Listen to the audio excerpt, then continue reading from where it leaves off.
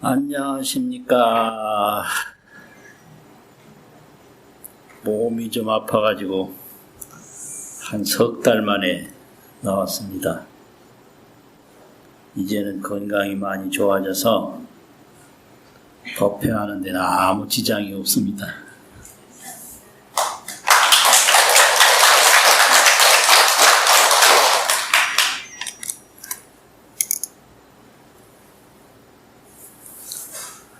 오랜만에 경전을 펼쳐보니까요,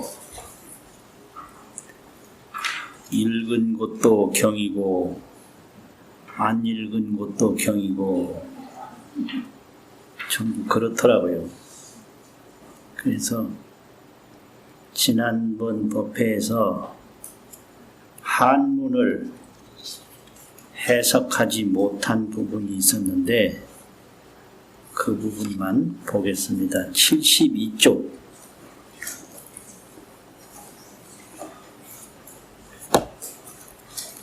72쪽에 보시면 위에서 네 번째 줄 한문 경전이 있는데요. 개실 성숙하야 취일체지 하니라. 거기까지만 한문을 해석했거든요. 그러니까 그 부분에서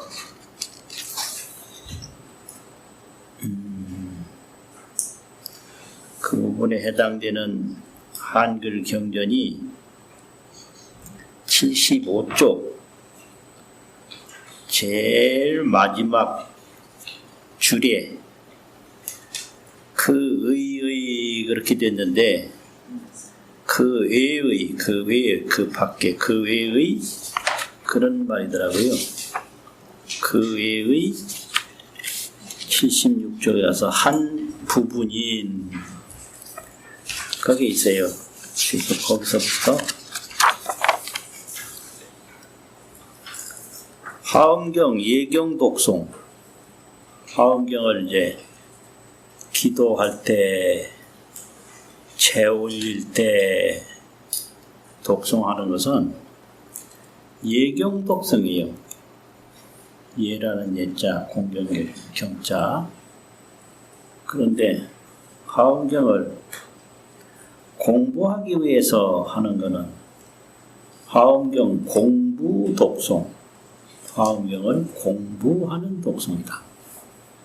그럼 공부 독송은 뭐냐? 형식과 격식을 떠나서 공부하기 가장 좋게 읽으면 되는 게 화엄경 공부 독송이거든요. 그러니까 예를 들어 뭐 이런 거죠. 그 외의 한 부분인 배 안에 소경인 중생도 몸이 쾌락하고 마음도 청정하며 부드럽고 조복되어 지혜를 닦게 되며 이런 식이에요. 그러니까 다른 소리에 신경 쓰지 마시고 뜻에만 집중해서 가장 읽기 편하게 깊게 읽는 것이 화엄경 공부 독송이다. 뭐 그런 식이니까 이렇게 한번 읽어보시죠. 그 다음에가 이제 뭐죠? 지혜를 닦게 되며 지옥악이 축생의 길에 있는 중생들도 즐거움을 얻고 고통에서 해탈하며. 지금 76쪽 그 윗부분입니다. 목숨이 마치면 모두 하늘과 인간에 나느니라.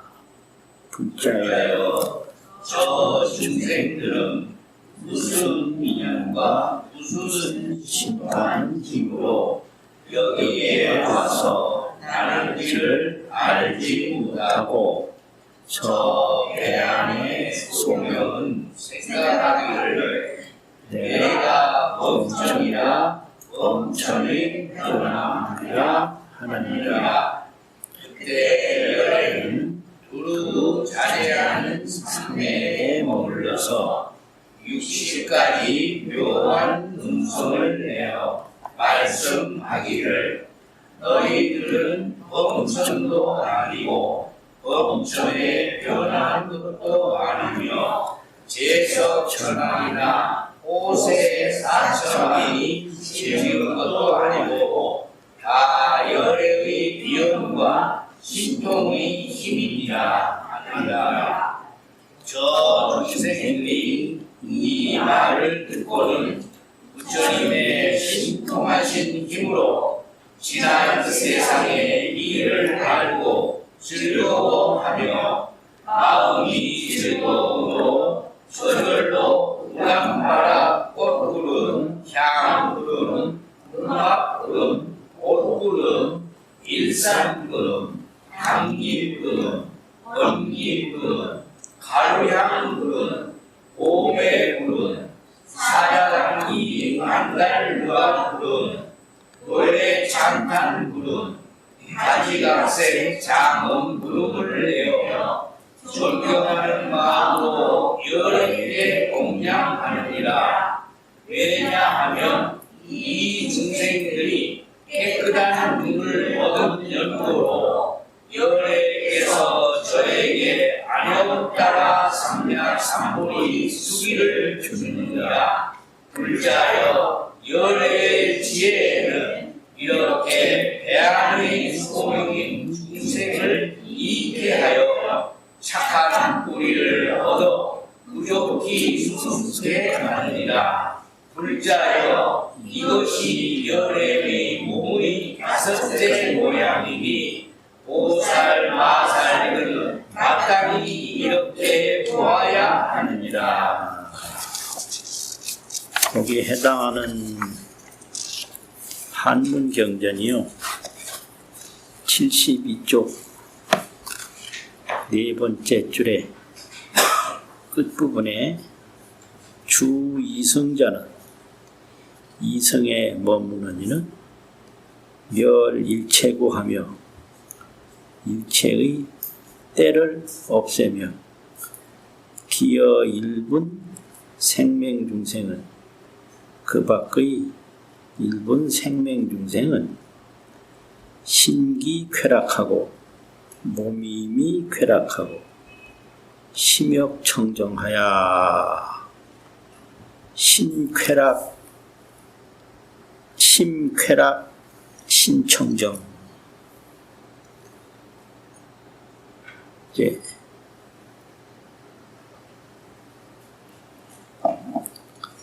몸과 마음이 몸에 따라서 마음이 달라지고 마음에 따라서 몸이 달라지고 그래서 감정이 슬프면 눈에서 눈물이 나고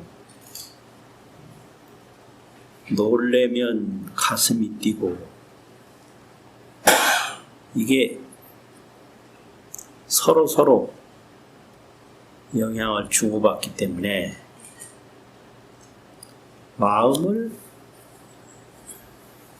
편안하게 하면 몸도 가벼워지고 몸을 또 편안하게 하면 마음도 가벼워져서 이제 이런 걸 표현할 때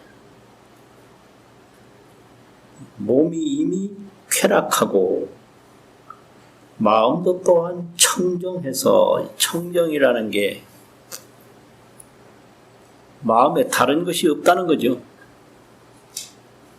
마음은 이 눈동자와 같아서 마음이 다른 무슨 먼지와 찌꺼기, 기억, 걱정 이런 게 하나도 없을 때 그걸 청정이라고 그래요. 아무리 좋은 거라도 눈에 들어가면 병이거든요. 그래서 아무리 좋은 생각이라도 마음에 붙어 있으면 그건 청정이 아니에요. 참 재미있어요. 아무리 좋은 물건이라도 눈에다 집어넣으면 안 돼요. 이 눈동자에는 어떤 것도 허락을 안 한다고요. 그래서 이 마음도 어떤 생각도 좋다는 생각, 나쁘다는 생각, 옳다는 생각, 그르다는 생각, 이런 생각도 붙어 있으면 그건 청정심이 아니라 그래요. 마음은 태양과 같다. 태양에 어떤 것도 붙으면 다 타버려요. 그래서 마음은 눈동자와 같다. 마음은 물과 같다. 물 자체는 아무것도 없거든요. 물은. 근데 거기다 뭘 집어넣으면 탁해져요. 그래도 물 자체는 탁해져도 변한 게 아니에요. 오염수라고 그러는데 물은 오염되지 않아요. 물은 그대로인데 그 잘못된 게 거기 들어있을 뿐이에요. 근데 그 잘못된 게 다 빠져나가면 본래대로예요. 물은 커피가 돼도 물은 커피가 아니에요. 물은 된장국이 돼도 물은 된장국이 아니에요. 그리고 커피에서 커피 요소를 다 빼면 그냥 물이에요. 된장국을 끓여도 그 된장 요소를 다 빼면 그냥 물인 거예요. 이걸 불교에서는 불변수연이라고 하거든요. 불변수연. 변함이 없이 인연을 따른다.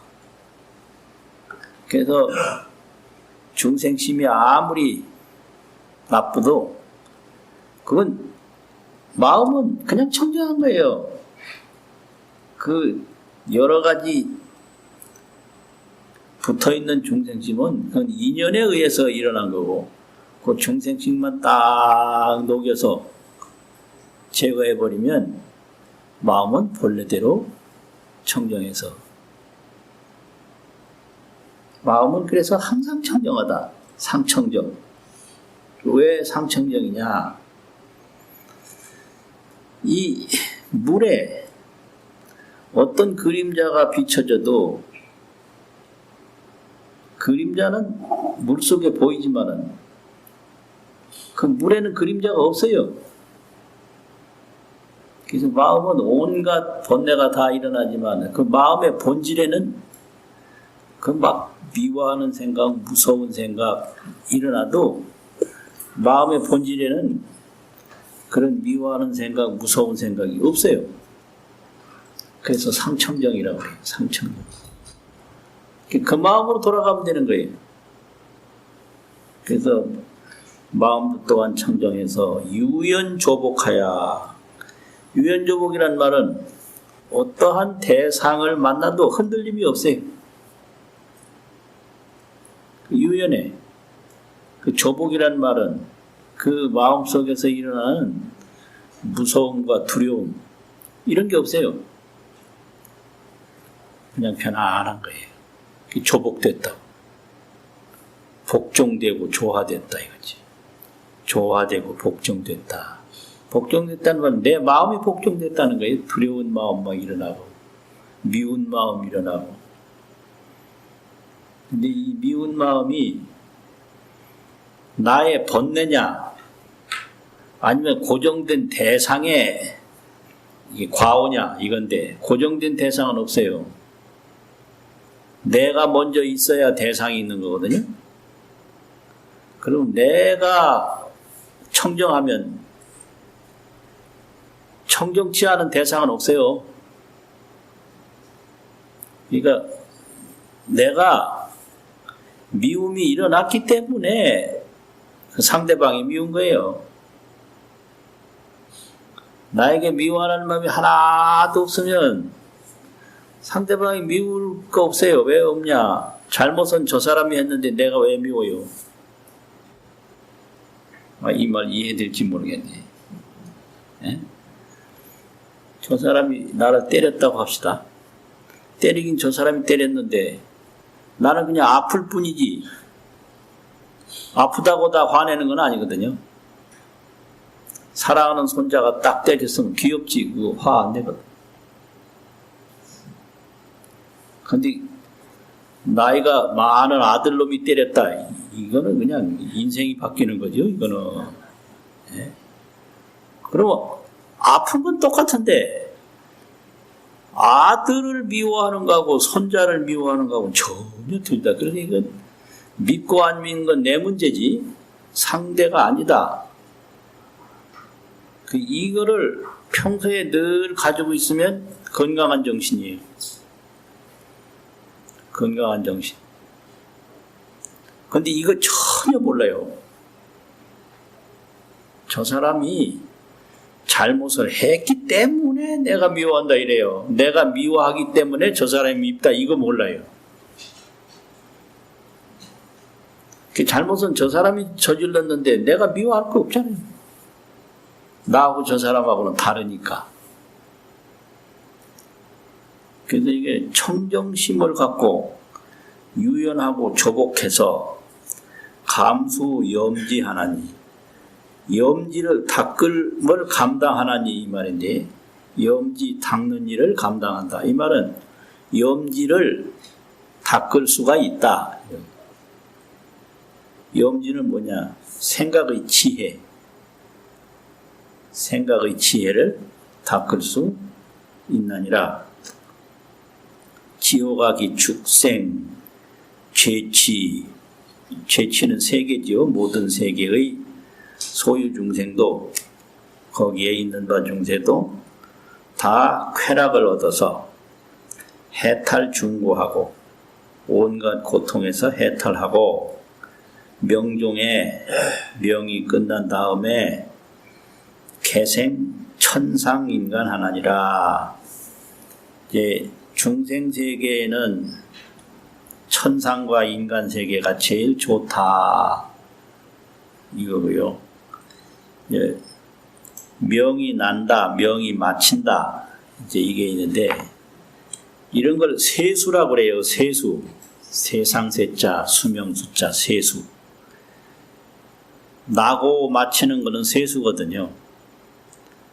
그런데 경전에 보면 갖출 구자, 목숨 숫자, 구수라는 말이 있어요. 구수. 목숨을 다 갖췄다. 이걸 또 호칭으로 하면은 수고리를 구수라고도 하거든요. 구수. 구수, 수고리. 이렇게 되는데,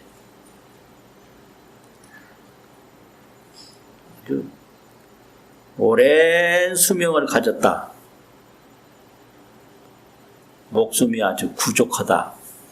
이게 구수고요. 이제 또 하나 재밌는 말은 어지린자, 목숨 숫자, 인수라는 말이 있어요. 인수. 북한사는 인수봉이라고 하잖아요. 근데 인수라는 말은 뭐냐? 그 어지린자가 씨앗 인자예요. 씨앗. 한약바에 가면 무슨 씨앗 할 때 그 인자를 써요. 살구씨 할 때 그 살구씨를 한자로 쓰려면 아니 은행시지 은행 행자가 있고 이제 목숨 숫자가 있는데 행인이다 그러면 그 은행씨를 말하는 거죠. 살군가 은행인가 그 씨를 말할 때 어지린자를 써요. 그 한약바에 가면 무슨 씨 할 때 꼭 어지린자를 쓰거든요. 그럼 뭐냐면 씨앗 목숨이 있다는 거예요. 씨앗 목숨. 씨앗은 안 죽잖아요. 나무는 죽고 꽃은 떨어져도 씨앗은 안 죽잖아요. 그래서 씨앗 목숨, 영원히 사는 목숨이다 이 말이죠. 인수. 그래서 인수라는 말이 하도 좋아서 제가 머무는 정사 이름을 인수정사라 그래 진 적이 있거든요. 인수. 목숨이 세수가 있고 인수가 있어요. 이 세수는 세상 목숨 때문에 나고 죽고 하지만은 인수는 영원한 거예요. 씨앗이니까. 나무는 없어져도 씨앗은 안 없어지잖아요. 참 재밌는 표현이에요. 그래서 그걸 조상들이 알고 산 이름을 인수봉이라 붙인 거. 아, 이거 멋져요. 그래서 이름 하나에도 이런 철학이 있어요. 씨앗 수명으로 돌아가자. 이건 몸은 나무인데 이 몸이 생기는 거고 몸이 사라지는 건 세수거든요. 근데 이 몸이 없어져도 이 몸에 씨앗이 있는데 그 나무가 베어져도 씨앗은 그대로 있듯이 그런 거다. 이제 이 말이죠. 그래서 명종에 개생 천상 인간 하나니라. 천상과 인간 세계가 중생계에선 제일 좋으니까 그런 거지. 부자야 저 피제 중생이 저 모든 중생이 불각부지하는 게 있는데 깨닫지 못하고 깨닫는다는 말은 느끼지 못한다 이 말이죠. 여기서는 알지 못하나니 뭘 모르느냐. 어떠한 인연을 말미암았으며 여기서 써있자는 말미암는다 그런 얘기죠. 어떠한 인연을 말미암았으며 어떠한 실력을 말미암았으므로 일에 생차하고 와서 여기에 난주를 불각부지하고 무슨 인연과 무슨 실력으로 여기에 난 것을 와서 여기에 난 것을 불각부지라 느끼지 못하고 알지 못하고 저 생명자가 작여시여모되 생명이라는 게 나면서부터 맹인이었다 이 말인데 여기서 번역하기는 배 안의 소경이라 이렇게 번역을 했어요. 배 안의 소경. 자, 생명자가 이러한 생각을 하되 내가 범천이며 아시 범천이며 아시 범하라 하나니라. 내가 범천의 화신이라 하나니라. 시시에 이때의 열애가 주 보자재 삼매하야 넓게 자재하는 삼매에 머물러서 보자재라고 하는 것은 일찰나의 무량겁을 보고 무량겁에서 일찰나를 보고 일미진에서 시방세계를 보고 시방세계에서 한 티끌 일미진을 보고 이게 화엄경세계거든요. 이거 보자재라고 그래요. 이게 보자재 넓게 자재하는 삼매에 머물러. 삼매라는 건 정관이기 때문에 바르게 보는 거기 때문에 이제 실상을 보는 것이다 이런 거죠. 해서 출 60종 묘음하여 60가지 종류의 묘한 소리를 내서 이 고지연하되 고하여 말씀을 하시되 여등은 너희 등은 빛이 범천이며 범천도 아니며 역비 범하며 또한 범천의 화신도 아니며 역비 채석 호세 소작이요 또한 채석과 호세신의 지은 바도 아니요 개시열의 위신지 여기라 하면 다 열의 위신의 힘이다 이렇게 말을 하면 피제 중생이 저 모든 중생이 문시의하고 이 말을 들어마치고 이 불실력으로서 개지 여기는 갈지자인데 본래 경문에는 알지자예요. 알지자. 개지 숙명하고 숙명이라는 건 전생의 일이거든요. 여기서 명자는 살명자 전생에 살았던 일을 다 알고 이 말이죠. 생대환희하고 큰 환희심을 내고 심환희고로 마음이 환히 기뻐하는 거로 자연이 출 우담화운과 자연이 우담화의 구름과 향운과 향의 구름과 음악운과 음악의 구름과 의운과 옷의 구름과 개운과 일산의 구름과 다운과 깃대의 구름과 번운과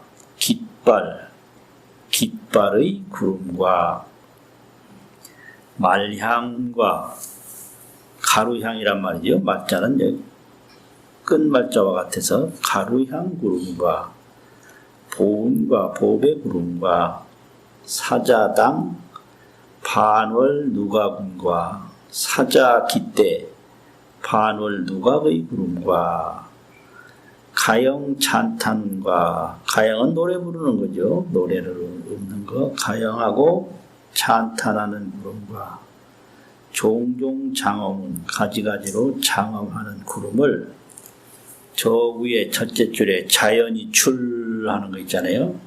출자를 여기서 새기면 되거든요. 자연이 내서 송출을 해서 개의 존중심으로 다 존중심으로써 공양열애하나니라 열애께 공양하나니라 하이고요. 왜냐하면 차제 중생이 득 정한 고로 정한이라는 건 맑은 눈인데 여기서는 눈한자가 마음 심자하고 같은 뜻이죠. 맑은 마음을 얻은 거로 맑은 눈을 얻은 거로 눈은 마음이에요. 마음 없는 눈이 없어요. 그러니까 눈으로 보고도 모르느냐? 모르죠. 마음이 안 따라가니까. 눈으로 본다고 절대 몰라요. 이 본다는, 눈이 본다는 것은 마음이 경험한 만큼 봐요. 어머니가 어릴 때 거짓말을 많이 했으면요, 그 아이는 평생 사람은 다 거짓말한다 이렇게 봐요. 이거 아주 조심해야 돼요. 어머니 거짓말하는 걸 몇 번만 경험하면 사람은 다 거짓말하는구나 이렇게 알아요. 그 경험대로 본다니까요. 이게 뭐냐 그러면 이건 이제 손이라고 배웠으니까 손이라고 알아요. 근데 이게 손이라고 경험하지 못한 사람은 손이라고 몰라요. 그래서 이게 착각을 해요. 내가 봤는데 아니던데 이래요. 그러면 자기 경험이 아니었던 걸 경험했으면 아닌 걸로 보고요. 그게 사실이었던 걸 경험한 사람은 사실로 봐요. 그러니까 네가 봤어 하는데 그 헛소리예요. 봐봐야 몰라요. 봐봐야. 그러니까 남자 경험으로는 남자처럼 보고 여자 경험으로는 여자처럼 보니까 똑같은 걸 보고 틀린 거예요. 한번 산책을 하는데 남자가 오토바이 관련된 업종에 있는가 봐. 오토바이를 막 타고 거기 운동을 하는 데거든요. 지나가니까 어떤 남자가 저 오토바이는 저렇게 타면 안 되는데 하고 아주 걱정스럽게 쳐다보고 말을 하더라고요. 근데 옆에 있던 그 여자분이 하나 있는데 그 사람 아내인 것 같아. 그 옆에서 뭐라고 그러냐면 그걸 왜 쳐다봐 이러더라고요. 그래서 내가 바로 저거다. 남자 눈에는 그 오토바이가 딱 보이는 거예요. 그래서 저거는 저렇게 몰면 안 되고 아주 적당하게 모는 방식이 있는데 저 사람이 모르고 있구나. 이게 이제 보이니까 딱 본 거 아니에요, 자기 경험으로. 근데 그 산책하러 갔으면 다정하게 자기 손잡고 산책이나 하지. 왜 남 오토바이 운전하는 거 쳐다보고 있냐? 이거거든요. 그러니까 이게 다 맞는 말이잖아요. 오토바이로 살피는 것도 맞는 거고, 산책 와서는 산책이나 하지. 그거 왜 쳐다보고 있냐? 그게 전부 경험으로 보는 거예요. 그러니까 이게 눈 있다고 똑같이 보는 거 절대로 아니에요. 절대로 아니에요. 그 기가 막힌 거예요.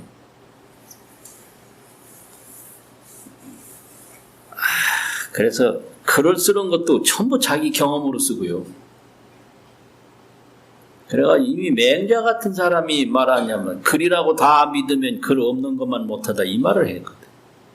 전부 자기 경험으로 쓰기 때문에.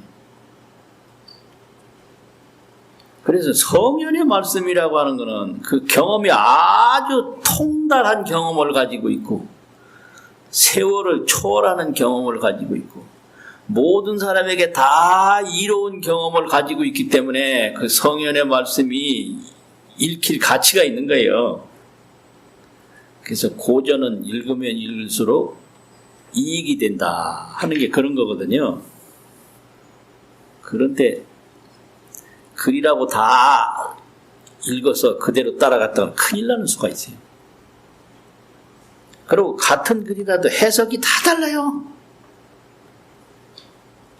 그래서 해석을 조금 더 깊게 하고 넓게 할 수 있는 사람이 있고 아주 그냥 자기 이익만 되도록 해석하는 사람이 있거든요. 그거는 자기 이익을 추구하는 행위지 문장을 해석하는 일이 아니에요. 그러니까 이게 얼마나 이게 중요한지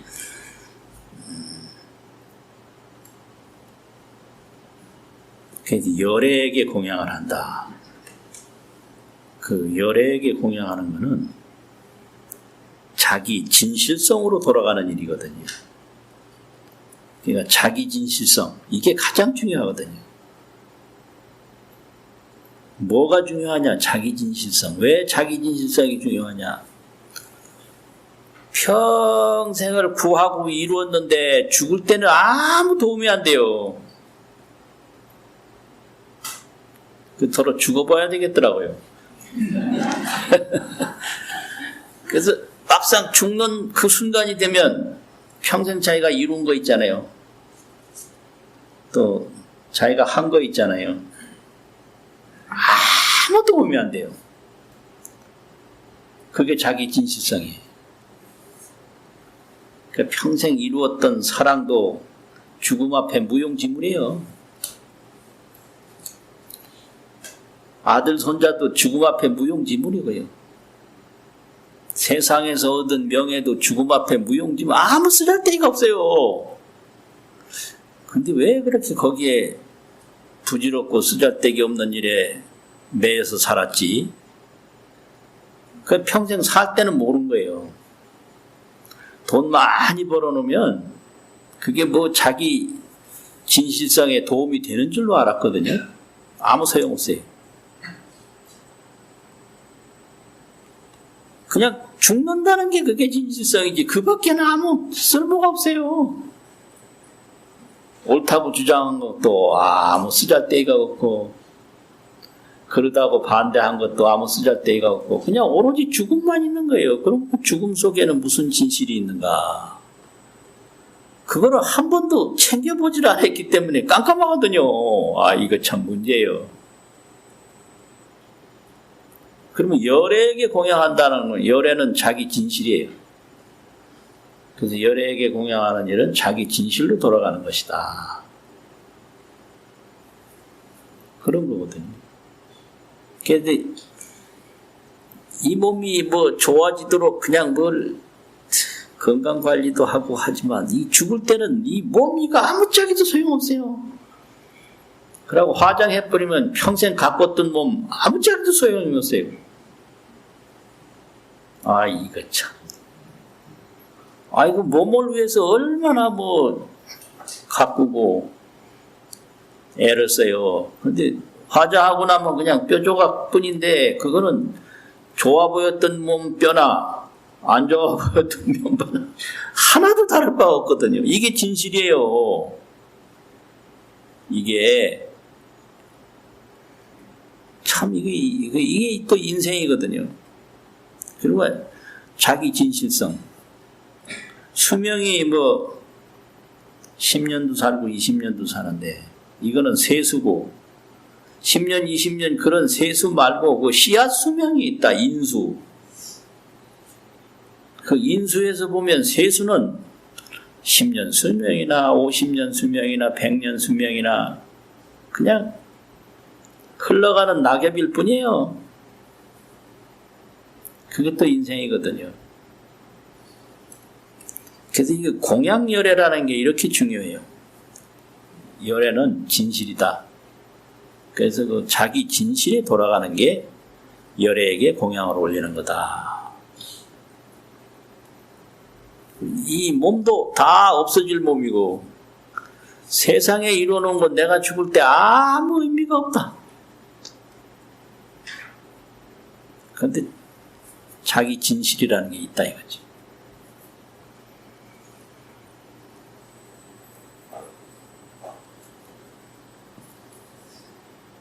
이렇게 돼서 하이고요 왜 그러냐.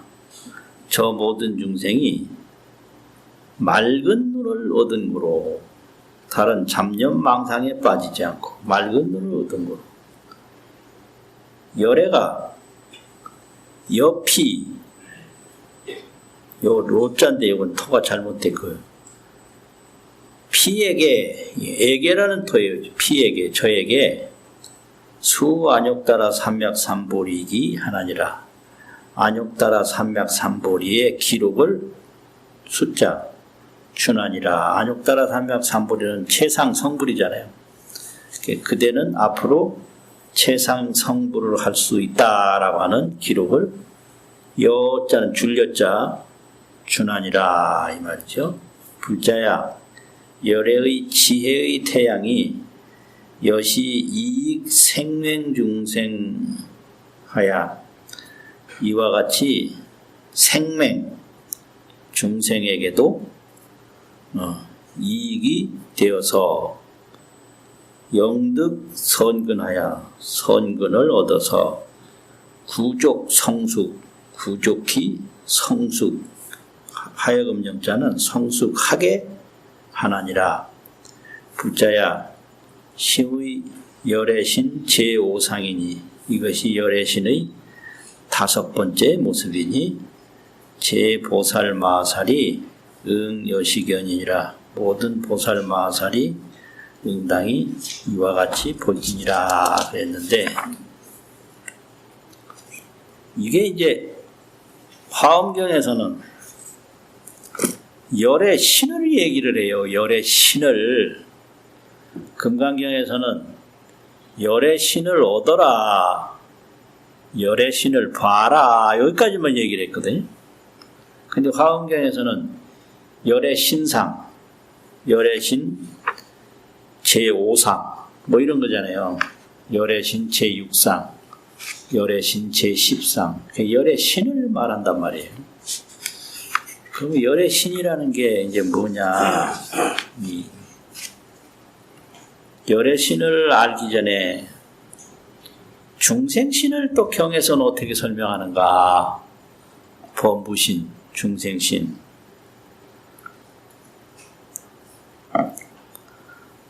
범부 중생의 신은 이런 것이다 라고 여러 부분에서 설명한 걸 딱 종합해보면 첫째는 색신이라고 설명해요. 중생신은 색.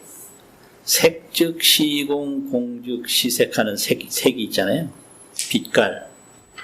빛깔이라는 걸 어떻게 가르치느냐 그러면 빛깔은 형상이 있고 무게가 있고 장애가 있다 이렇게 가르쳐요. 형상 모양이 있는 거예요. 형상. 그래서 허공도 저 이렇게 모양이 보이니까 그것도 색이라고 그래요. 허공도. 또 들어보면 무게가 나간다는 거예요. 질량이라고. 질과 양이라고. 그리고 이건 뭐 벽이라든지 저런 거 뭐 걸리잖아요. 이게 장애란 말이에요. 세 가지를 색이라고 그래요. 그러니까 몸도 똑같아요. 몸 모양이 있잖아요. 몸 무게가 있잖아요. 몸이 이리 걸리잖아요. 못 들고 나가잖아. 걸려서. 그 색이라고 하는데 이걸 색신이라고 그러거든요. 그럼 이 색신은 어떤 거냐면 무상하다 그래요. 무상. 항상함이 없다. 이 항상함이 없다는 건 나면서 죽는 거예요. 오늘 새로운 모습이 생겼으면 어제 모습은 사라진 거예요. 생멸이 계속 반복되는 게 무상이거든요. 오늘의 모습이 과거에 있었던 게 아니에요. 근래에 생겼거든요. 그럼 과거에 있었던 건 사라져 버렸어요. 그 나고 죽고 나고 죽는 것이 그냥 찰나생 찰나멸, 찰나에 생기고 찰나에 없어지고. 그럼 지금 모습이 앞으로 5년 있으면 어떻게 되나? 달라져요. 많이 달라져요. 그런데 본인은 모르죠. 항상 태어나는 모습만 봤기 때문에 죽은 모습 모르잖아요. 그래서 무상색신이라고 그래요. 무상색신. 범부는 무상한 색신을 가지고 있다. 그럼 어떻게 무상하냐? 크게 보면 생로병사거든요. 생로병사. 나고 늙고 병나고 죽고 생로병사 무상색신. 이걸 범부의 몸이라고 그래요. 우리가 다 여기에서 살고 있는 거죠. 그 다음에 범부는 또 생각을 가지고 있어요. 그래서 이 생각하는 몸을 인식이라고 하는 알식자, 몸신자, 식신이라고 하거든요. 식신. 그러면 이 식이라고 하는 거는 생각을 한다는 거예요. 그래서 몸덩어리가 없어도 사람이 아니지만 생각이 없어도 사람 아니라고 그러거든요. 식물이라고 그런단 말이에요. 그럼 생각을 어떻게 하냐? 수상행식이라고 가르쳐요. 감수, 뭐 인시, 상상 이런 거, 수상, 행동, 또 종합적인 인시. 이제 상이라는 건 뭔가 이제 인간은 그냥 보고 끝나는 게 아니라 연상을 해요. 저 되게 높네. 그럼 백두산 같다. 이렇게 말한다든지. 이거 깊다야. 그럼 완전히 바다네, 바다. 뭐 이렇게 연상을 한단 말이에요. 감수는 이제 대상을 딱 본다는 거예요. 대상을 딱 보면 느낌이 있어요. 그래서 이 상대할 때 그 느낌, 이게 이제 자기 경험에서 일어나는 건데, 느낌이 고약하게 느껴지면 그 사람하고는 안 돼요. 느낌이 좋게 느껴져야지 그 사람하고 관계가 유지가 되지, 나쁘게 느껴지면 그건 안 돼요. 안 돼. 그건 아주 미련을 갖지 말아야 돼. 그 행동을 해요, 또. 그 다음에 이게 과거, 현재, 미래를 종합적으로 인식을 해요. 이걸 수상행식이라고 그런단 말이에요. 수상행식, 사량식신이다. 생각을 해요, 종합적으로. 정리를 하고, 기획하고, 판단하고. 그래서 식신은 수상행식, 사량식신. 이게 인간이에요. 그 다음에는 또, 이제 뭐가 있느냐면 고신이라고 그래요. 고신, 괴로운 몸이다. 색신, 식신, 고신, 괴로울 고자. 몸에는 괴로움이 있다는 거예요. 근데 자꾸 즐거움만 쫓다 보면 괴로움을 못 느낄 수도 있는데, 이 괴로움은 항상 잠복돼서 언젠가 또 튀어나와요. 그거 이상해요. 누가 여행을 좋아하는 사람이 있는데, 여행을 좋아하면 여행이 끝날 때쯤 되면 걱정이 태산이에요. 왜 그러냐? 집에 돌아가서 있다 보면 더 따분해진다. 그래서 여행할 때는 좋았는데 여행해서 집에 돌아오면 더 무료하고 따분하고 이래서 집에 돌아오자마자 뭘로 사느냐, 앞으로 여행 갈 계획과 희망으로 산다 이거예요.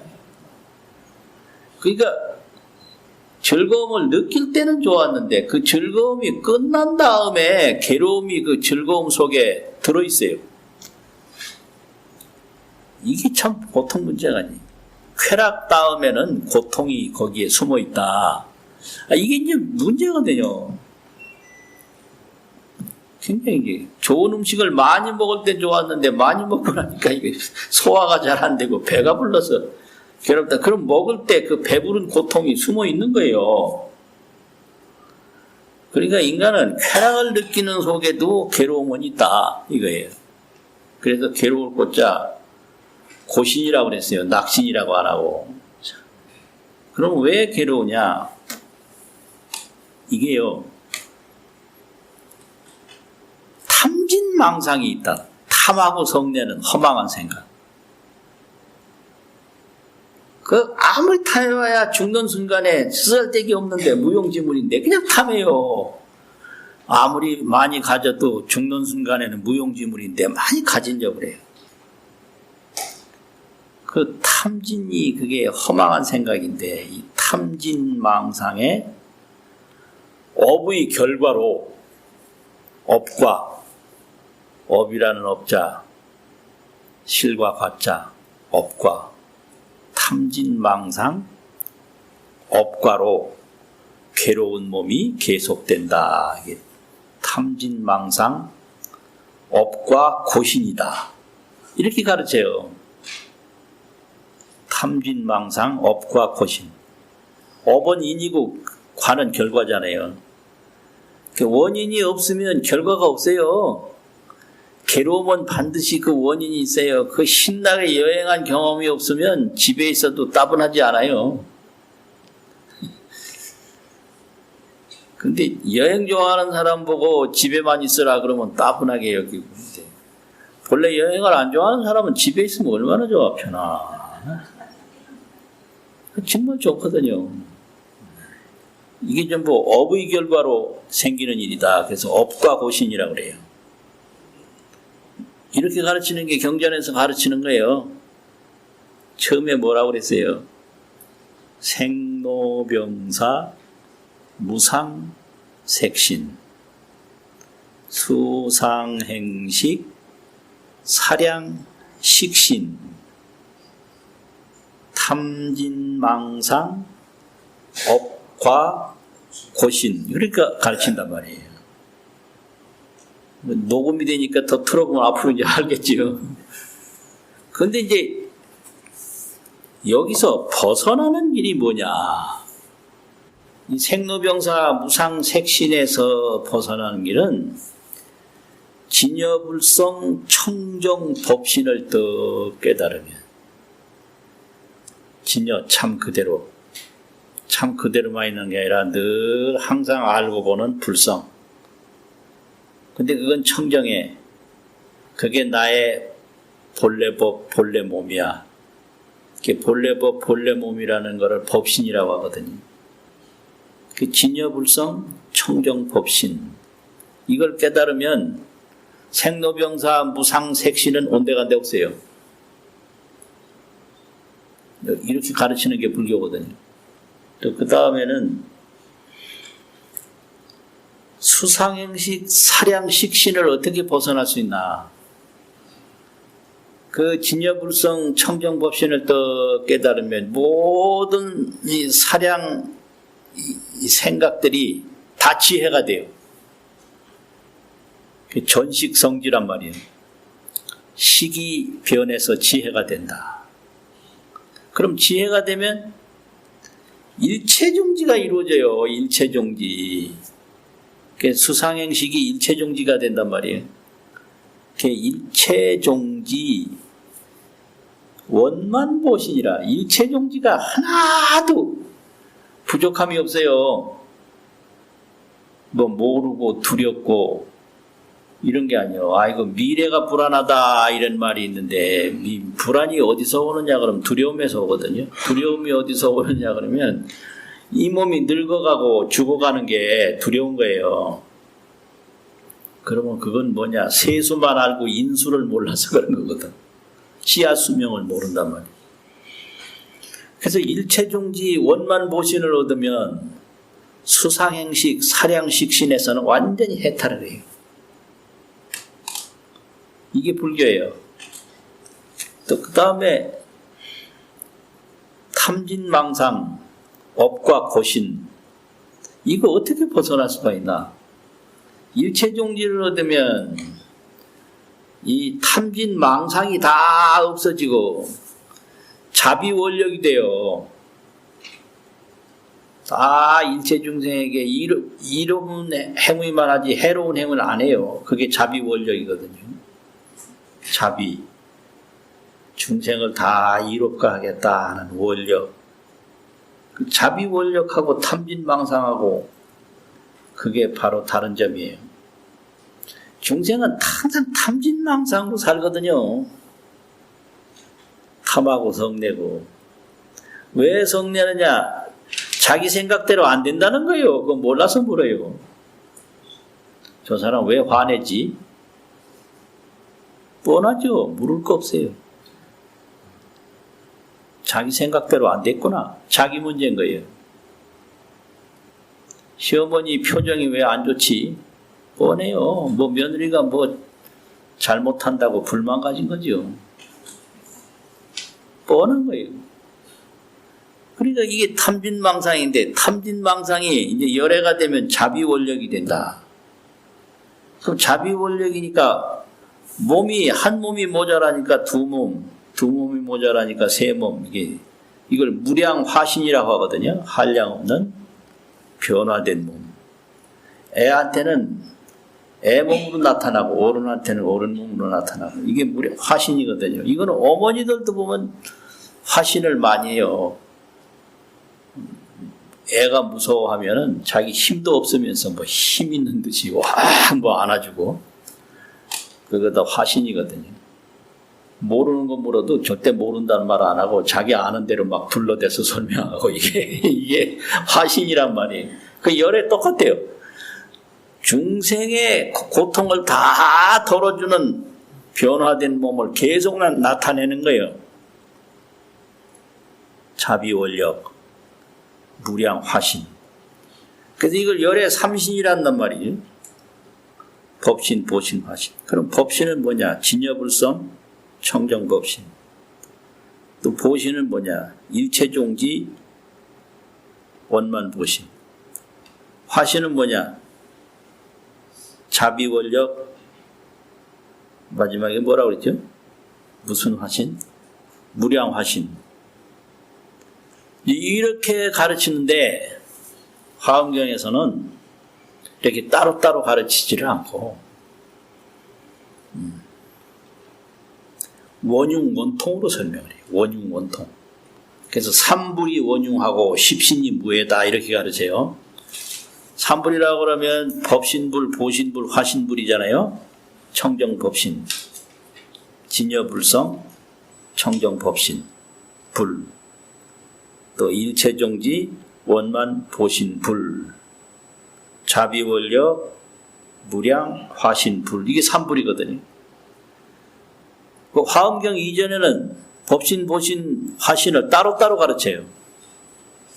근데 화엄경에서는 삼불이 원융하다. 삼불 원융. 원융이라는 게 셋이면서 하나고 하나면서 셋이고 이게 원융이거든요. 이게 화엄경이에요. 삼불 원융. 십신무에 열애에게 십신을 가르치는데 십신이 무슨 화신 하나만 나타나도 거기 9가지 몸이 다 포함되어 있고 법신 하나만 나타내도 9가지 몸이 다 포함되어 있고 이게 무예거든요. 삼불원융 십신무예 이렇게 가르치는 게 이제 화엄경인데 여기 이제 오늘 읽은 이 부분도 오늘 읽은 이 부분의 열애에게 모든 게 다 있는 거예요. 이거를 이제 원융 원통이라 그러고 원만구족이라 그래요. 화엄경 근본 가르침은 원흉 원통 원만 구조. 여기가 이제 선 하나를 이렇게 세워도 여기 원흉 원통 원만 구조이니까 이게 없는 게 없고 여기 부족한 게 없고 그냥 원만 부족하게 다 들어있다. 그럼 원흉 원통 원만 구족을 어떻게 표현하느냐? 이걸 해인산매로 표현해요. 그러니까 화엄경은 딱 비유 하나로 해인산매예요. 해인산매는 삼불원흉 십신무의 원흉 원통 원만 구족이 다 한꺼번에 표현된 게 해인산매다. 그럼 그건 뭐냐? 해인이라는 건 바다에 뭐가 비추어진다 이 말이거든요. 바다에 도장 찍은 것처럼. 그러면 해인산매에 떡 들면 삼천대천세계 과거 현재 미래가 뭐 열의 정각 일체종지에 다 비춰진 거예요. 열의 정각 일체종지. 그런데 바다 해인을 또 보면 무수한 삼천대천세계 무량세계가 다 비춰져 있는데 물뿐이에요. 거기 한라산도 비춰져 있고 백두산도 비춰져 있고 무슨 온갖 세계 명산대천이 다 비춰져 있는데 자세히 그걸 보면 바닷물뿐이지 그 바닷물 속에 아무것도 없어요. 그러니까 이 우주만상이 전부 열의 일체종지 그것뿐이다. 이게 원흉원통이에요.